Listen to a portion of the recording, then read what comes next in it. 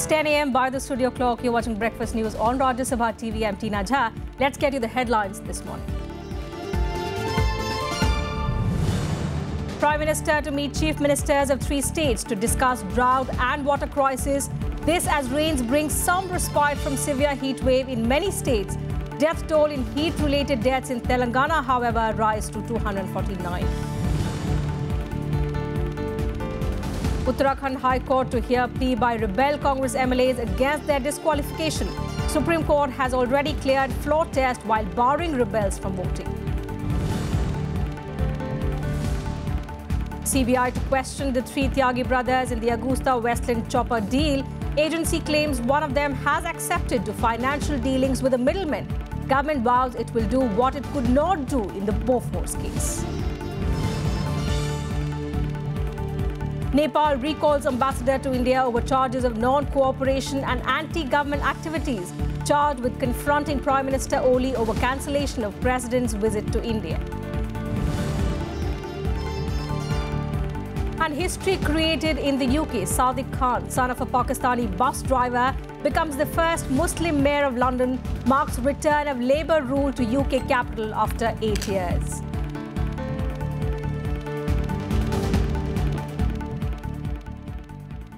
Prime Minister Narendra Modi will be meeting Chief Ministers of Uttar Pradesh, Maharashtra and Karnataka today to discuss the drought situation in their respective states. The Prime Minister has invited the Chief Ministers for separate meetings to discuss the issue.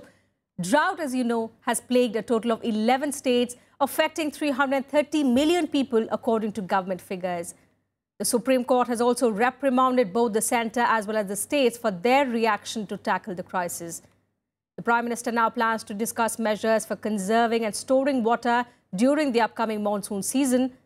Union Cabinet Secretary P.K. Sinha has reviewed the drought and drinking water situation with chief secretaries and officials from the Departments of Drinking Water, Rural Development, Water Resources and Agriculture of 13 states, which include Andhra Pradesh, Bihar, Uttar Pradesh, Maharashtra and Gujarat.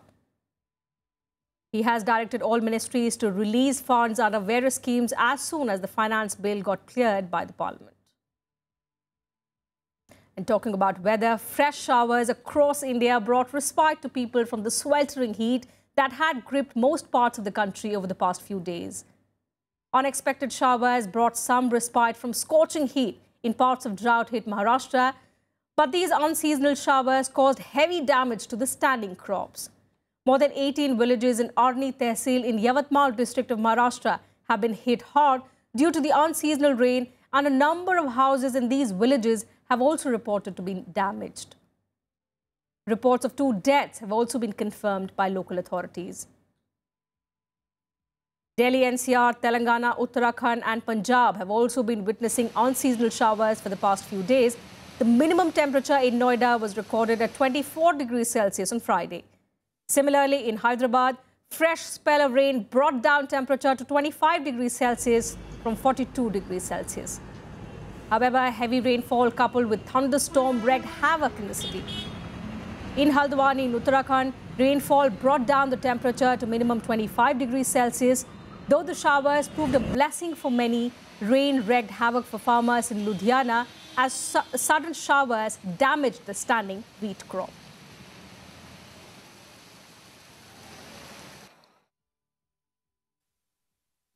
And while rains lashed several parts of the country, heat-related deaths in Telangana have mounted. The figure now stands at 249 after reports of fresh casualties, according to the State Disaster Management Department. The IMD, meanwhile, in its weather bulletin said there is remarkable fall in maximum temperatures at a few places over Telangana. Light to moderate rain or thunder showers are very likely to occur at many places over Telangana in the next few days. Also in Odisha, that has borne the brunt of rising temperatures, the mercury came down in several parts of the state, with Talcher recording the highest temperature of 42 degrees. Now, though the sunstroke deaths confirmed by the state government stood at 16, the number of alleged heat-related deaths increased by 10 to 166 during the day on Friday. Collectors are still probing into 76 other cases. The families of each person dying in sunstroke will be given 50,000 rupees by the state government. The other places which recorded temperatures at or above 40 degrees were Sundargarh, Chandbali, Sambalpur and Sonipur. On to some other news. The Uttarakhand High Court will hear the plea by rebel Congress MLAs challenging their disqualification under the anti-defection law by the Speaker. Now, this hearing comes a day after the Supreme Court cleared the floor test in the state. The Apex Court also ruled that the 9 disqualified rebel MLAs will not be allowed to take part in the vote. The result of the floor test will be produced before the Apex Court on the 11th of May. After the centre agreed to hold the floor test in Uttarakhand, the Supreme Court on Friday ruled that the vote of confidence in the Uttarakhand Assembly will take place on May 10th between 11 am to 1 pm. The proceedings will be filmed and President's rule will be temporarily lifted for 2 hours when the vote of confidence will take place. The Principal Secretary Legislature, who is a senior officer, will be present in the court. It will be his duty to ensure that voting takes place along with the Speaker's duty properly. The Apex Court, however, barred 9 disqualified MLAs to take part in the proceedings. Challenging the top court's verdict, the disqualified MLAs moved the Uttarakhand High Court. If it rules in their favour on Saturday, they can vote on Tuesday. But if the 9 dissidents don't vote, Harish Rawat will have to prove the support of only 31 lawmakers as the strength of the 70-member House will be down to 61. हमें पूरा भरोसा है कि हमारे विधायकगण जो है लोकतंत्र के पक्ष में देंगे, उत्तराखंड के स्वाभिमान के पक्ष में देंगे। अब लड़ाई उत्तराखंड के स्वाभिमान की है, क्योंकि भाजपा ने जिस तरीके से यहाँ के स्वाभिमान को रौंदने का काम किया है, पहले दल बदल करवा के, फिर राष्ट्रपति शासन लागू करवा करके, फिर और दल बदल की कुछ हिस्सा करके और उसके बाद हम पर CBI थोप करके। Other political parties, including the BJP's ally in Maharashtra, Shiv Sena, welcomed the top court's decision. बहुमत का फैसला जो है विधानसभा हो या लोकसभा हो, किसी का भी, वो फ्लोर टेस्ट से ही होना चाहिए। वो ना राज्यपाल तय करेगा, ना सुप्रीम कोर्ट तय करेगा, ना राष्ट्रपति शासन उसका इलाज है। तो मैं स्वागत करता हूँ। Now the central government says we are ready for floor test. Why did they not allow floor test at that point of time? Why did they go for imposing president's rule in Uttarakhand? हमें खुशी है कि लोकतंत्र की जीत हुई है। Floor test बहुमत का मत का निर्णय लिया जाएगा और दूध का दूध और पानी का पानी होगा। The BJP meanwhile hit out at Harish Rawat, accusing him of being involved in various wrongdoings in the state. प्रदेश के विधायकों को ये तय करना है कि क्या उनका ऐसा मुख्यमंत्री बने जो CBI के द्वारा कटघरे में खड़े होकर किसी दिन जेल जाने वाला है, वह मुख्यमंत्री इस प्रदेश का बने। क्या मुख्यमंत्री ऐसा बने जो इस देवभूमि में, उस पुण्य भूमि में शराब माफियाओं के माध्यम से शराब खराब बंटवाता हो, लोगों की जान लेता हो, क्या ऐसा मुख्यमंत्री बने? Uttarakhand was plunged into political uncertainty after 9 Congress legislators, including former Chief Minister Vijay Bahuguna, crossed over to the BJP. The crisis peaked on 18th of March when the Assembly passed the appropriation bill by a voice vote, even as the opposition sought recorded voting. Rawat was then asked by Governor K.K. Paul to prove his majority on 28th of March, but a day before the central government dismissed his government by imposing President's rule. Rawat immediately went to the court. Bureau Report, Rajya Sabha TV. Moving on now to the Augusta land chopper probe. The CBI has called the 3 Tyagi brothers and Gautam Khaitan, the former board member of Aerometrics, for questioning in the AugustaWestland chopper deal today. According to CBI sources, the Tyagi brothers have admitted property linked with former IAF chief SP Tyagi. Sanjeev Tyagi has also reportedly admitted to having financial dealings with the European middlemen in the case. The Enforcement Directorate on Friday questioned former Air Force Chief SP Tyagi for the 2nd consecutive day. He was questioned in the same case by the CBI for 3 days earlier this week. And during the discussion on the AugustaWestland issue in Lok Sabha yesterday, Defence Minister Manohar Parrikar informed the House that many changes were made in the tender, especially to favour the company. He also assured that any person found guilty will not be spared. In fact, the government vowed to do what it could not do in the Bofors in this deal. Meanwhile, the Congress walked out of the House after not getting any assurance of a Supreme Court-monitored probe. The AugustaWestland issue was discussed in Lok Sabha on Friday during the calling attention motion. Defence Minister Manohar Parrikar told the House that many changes were made in the tender to favour the company. He also said that the trial of the chopper was done outside India. AugustaWestland को order जाने के लिए सब चीजें की गई, उसके estimated genuine cost के मोर देन ट्वाइस रेट में उनको कॉन्ट्रैक्ट दिया गया। उसके लिए जो कुछ रिलैक्स करना था वो रिलैक्स किया गया। The defense minister also accused the previous UPA government of taking delayed action after allegations of corruption first surfaced in Italy in February 2012. He further added that the CBI registered a case in March 2013, but the Enforcement Directorate was not provided a copy of the FIR till December 2013. आगे पीछे file चलती रही। Finally 12 मई को 2A and हो जाता है, जब एक दिन में 12 पेज का नोट लगा के defence minister finally approved to keep on hold, which he could have done in February 2012. Earlier, Congress MP Jyotiraditya Scindia alleged that the NDA government has not blacklisted Finmeccanica yet. Congress members also demanded a Supreme Court monitored probe into the scam, while TMC member Saugata Rai asked why no action had been taken so far. AugustaWestland ने RFI अपने तरफ से डाला है। अगर वो black listed company है तो कैसे इन्होंने अलाउ किया? मैं प्रश्न पूछना चाहता हूं। नेवल यूटिलिटी हेलीकॉप्टर में RFI की प्रस्ताव AugustaWestland की तरफ से कैसे डाला गया? सुप्रीम कोर्ट मॉनिटर्ड इंक्वायरी होने दो, और अगर वो तैयार है हम फेस करने को तैयार है। Now, what action have you taken in the 1.5 years? You're shouting from the housetop against corruption. Tell us specific instances of what action CBI is under your government. In reply, Parakar assured the House that all deals with Finmeccanica are currently on hold. The government has only furthered those contracts which were necessary for India's defense needs. Later, the Congress staged a walkout after not getting any assurance of a Supreme Court monitored probe. Pranav Goswami's report for Rajya Sabha TV.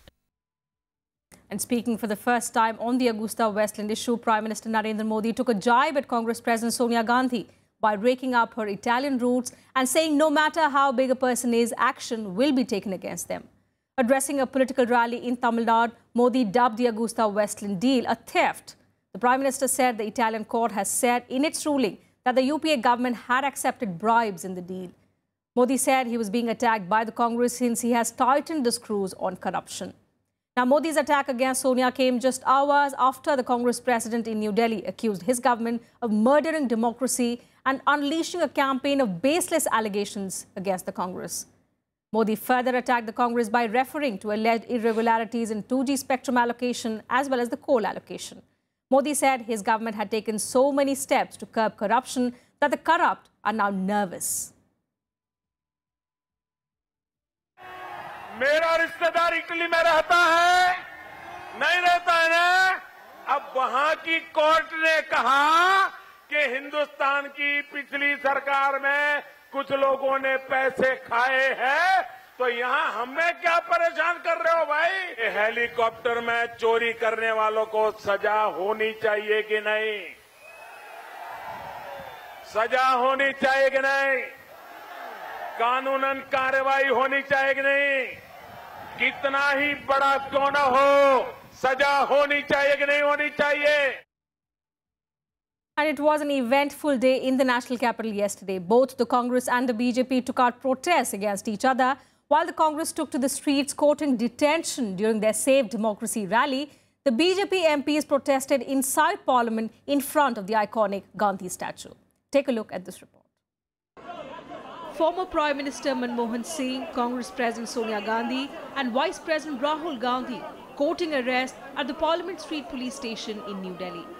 This was after they were disallowed from leading a rally inside Parliament to protest what the Congress called an attack on democracy by the Narendra Modi government. Earlier in the day, hundreds of party workers and leaders assembled at Jantar Mantar, chanting slogans against the government. Congress President Sonia Gandhi warned the government of acting against democratic institutions and trying to scare the opposition. पिछले 60-70 साल में कांग्रेस ने लोकतंत्र को मजबूती देने वाले संस्थानों का निर्माण किया, लेकिन 2 साल में ही मोदी सरकार ने सब कुछ बर्बाद करना शुरू कर दिया। इनका एक-एक कदम लोकतंत्र की जड़ें कूद रहा है। Rahul Gandhi also accused the government of specifically targeting opponents of Narendra Modi and the RSS. आज हिंदुस्तान में सिर्फ दो लोगों की बात चलती है, मोहन भगवत जी और नरेंद्र मोदी जी। और जो भी इनके खिलाफ खड़ा होता है, जो भी इनके खिलाफ बोलने की कोशिश करता है, उनके ऊपर झूठे आक्रमण, झूठे आरोप लगाए जाते हैं। The BJP termed the rally an attempt to divert public attention from the AugustaWestland chopper scam. In a bid to counter the march of the Congress, MPs of the National Democratic Alliance held a protest in front of the Gandhi statue in Parliament. They want to divert the attention from the Augusta scam. That's why they have taken up this issue. Otherwise, there is no reason. And they are making allegations against us that we are diverting the attention. Augusta scam is a major scandal taken place during the Congress regime. And our government is committed to take it to logical conclusions. Why should the Congress party worried and rattled and then trying to make unnecessary allegations against the government? Congress को लगता है कि वो involve नहीं है या उनके कोई भी नेता इन्वॉल्व नहीं है, तो मुझे नहीं लगता कि उनको किसी भी तरीके की चिंता करने की जरूरत है या लोकतंत्र बचाओ करके जो ये लोग मार्च आज कर रहे हैं वो करने की जरूरत है।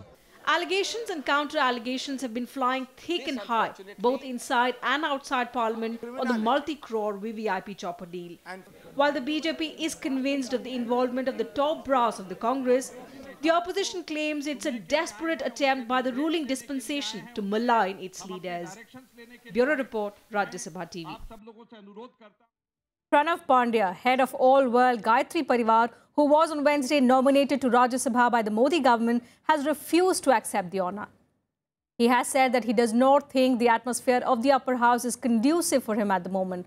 Pandya, an MD in medicine, was nominated to the Rajya Sabha on the 4th of May by President Pranab Mukherjee, following a recommendation of the central government. 65-year-old Pandya, the 7th person to be nominated by the Modi government, has informed the Secretary General of Rajya Sabha as well, the Home Ministry, about his decision through email.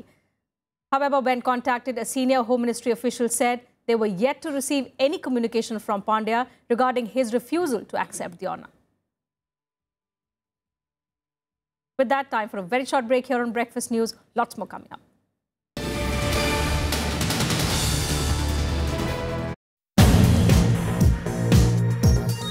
Create opportunities for the students to get absorbed in engineering jobs. And if you have to do that, then you have to do really high quality engineering in the country. Autonomy of the engineering institutes, these must be taken as completely sacrosanct aspects. Let the educators handle themselves. Watch Eureka with Professor Santosh Kapudia, Director, Structural Engineering Research Center at Chennai, only on Rajya Sabha TV.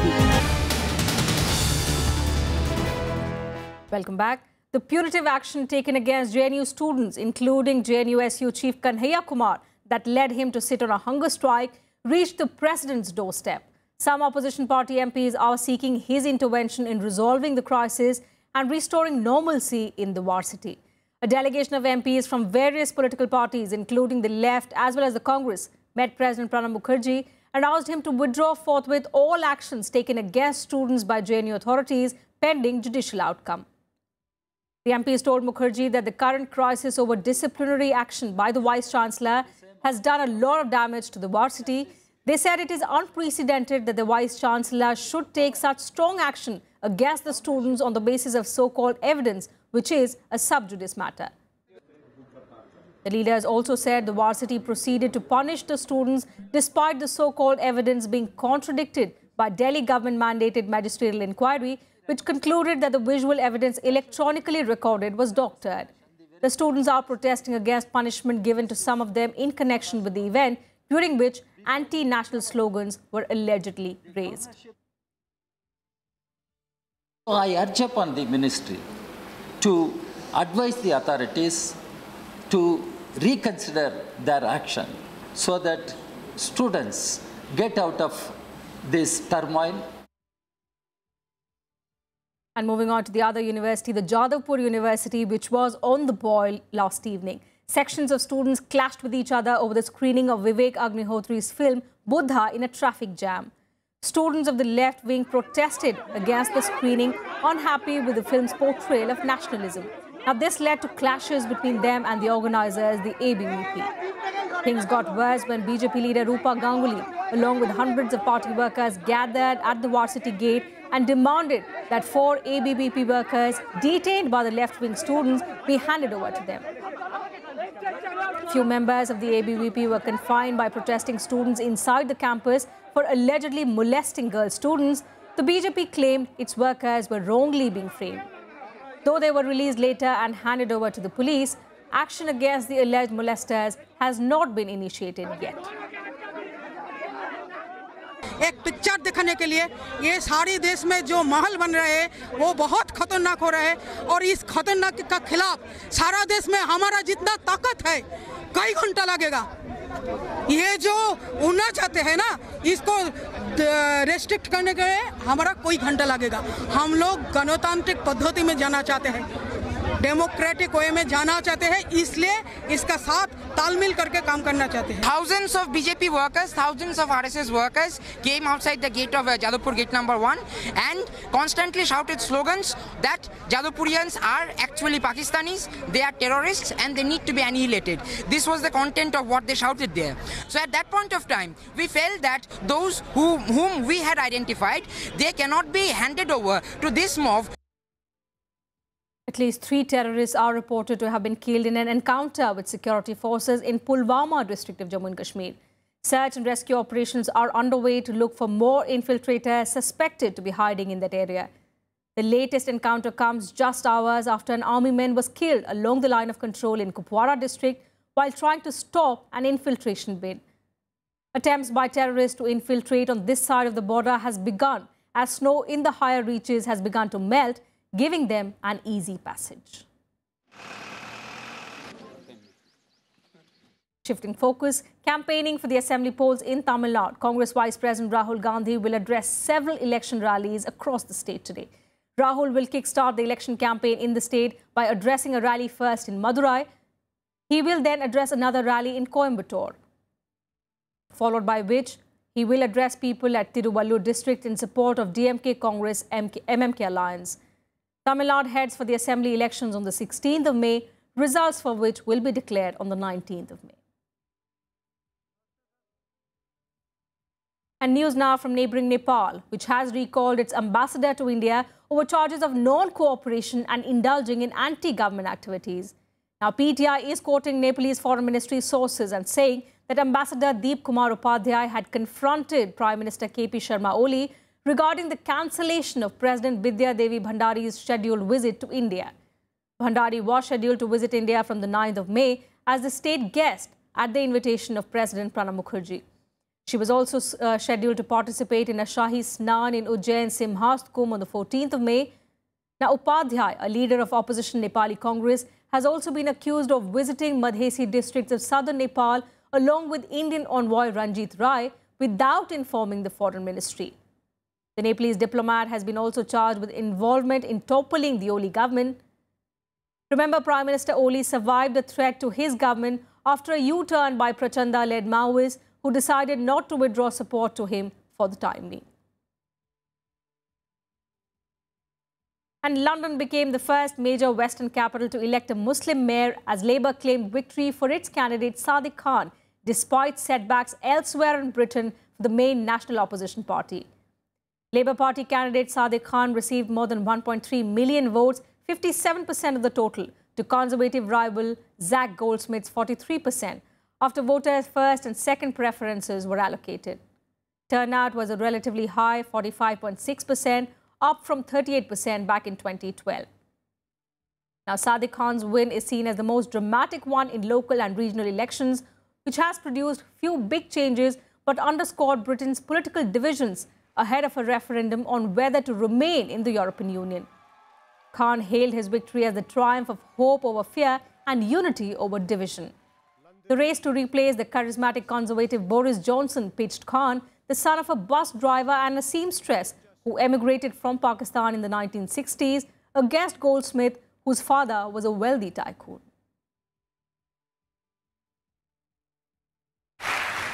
Thank you, London. London is the greatest city in the world. I'm so proud of our city. I'm deeply humbled by the hope and trust you have placed in me today. I never dreamt that someone like me could be elected as Mayor of London. And I want to say thank you to every single Londoner for making the impossible possible today. And moving on to Canada, where the government sent trucks and helicopters yesterday to safely remove thousands of evacuees stranded north of a wildfire that ravaged nearly 250,000 acres around the Canadian oil town of Fort McMurray, Alberta. The out-of-control wildfire that has consumed 210,000 acres has forced 88,000 people to evacuate and threatened 2 oil sand sites south of the city. While the main fire has turned southeast, away from the town, parts of Fort McMurray were still burning. Some 25,000 evacuees were forced to flee north on as the blaze closed off their only route southwards. About 8,000 people will be airlifted out, officials said, but most are expected to drive south with police escorts once officials determine that the highway is safe. Now, although the cause of the fire is still not known, tinder dry brush, low humidity and hot gusting winds have made it nearly impossible to control the fire. The government has met all of the Alberta government's requests for assistance, including providing air assets and 7,000 cots for evacuees in emergency shelters, with 13,000 more on the way. We continue to monitor the situation closely, with high temperatures and shifting winds changing rapidly, and we continue to urge caution to all evacuees. And on to some sports news now. Top seeds Sania Mirza and Martina Hingis have entered the doubles final of the Madrid Open tennis tournament. In a lopsided semi-final in Madrid, the Indo-Swiss duo recorded a crushing 6-2, 6-0 win over the unseeded American-Russian combine of Vanya King and Alla Kudravatseva. Sania and Hingis will now challenge 5th seeds Caroline Garcia and Christine Mladenovic for the title. Carolina and Christina ousted 8 seeds Elena Vesnina and Katrina Makarova 6-2, 6-3 in the other semi-final. The Indo-Swiss pair is now well set to win its 5th title of 2016 season. Sania and Martina have already won titles in Sydney, Brisbane, Australian Open and St. Petersburg this season.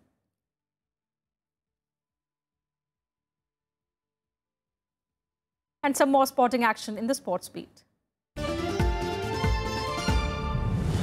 Cameroon midfielder Patrick Ekeng has died aged 26 of a suspected heart attack after collapsing on the pitch. Ekeng fell to the field in the 70th minute of a televised Romanian league match between Dinamo and Viitorul. He was pronounced dead in hospital 2 hours later. The Cameroonian FA confirmed the news on Twitter. Ekeng had already previously played for Le Mans and Lausanne. Novak Djokovic continued his dominance over Canadian Milos Raonic as he secured a victory to progress to the Madrid Open semi-finals. Djokovic has now beaten Raonic 7 times in a row, and the world #1 never looked like relinquishing the lead against the big serving Raonic. Djokovic will now face Japan's Kei Nishikori in the semi-final after Nishikori defeated Nick Kyrgios earlier on Friday.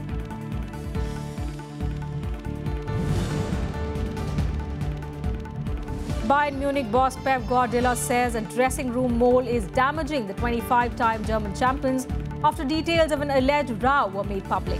German newspaper Bild claims Guardiola was angry with Bayern's medical team after Tuesday's Champions League semi-final exit to Atletico Madrid. The Spaniard is alleged to have accused his physiotherapist of taking too long to get his players fit after injury. The former Barcelona boss is leaving Bayern in the summer to take over at Manchester City. And that's all we have time for in this bulletin. Thanks for watching.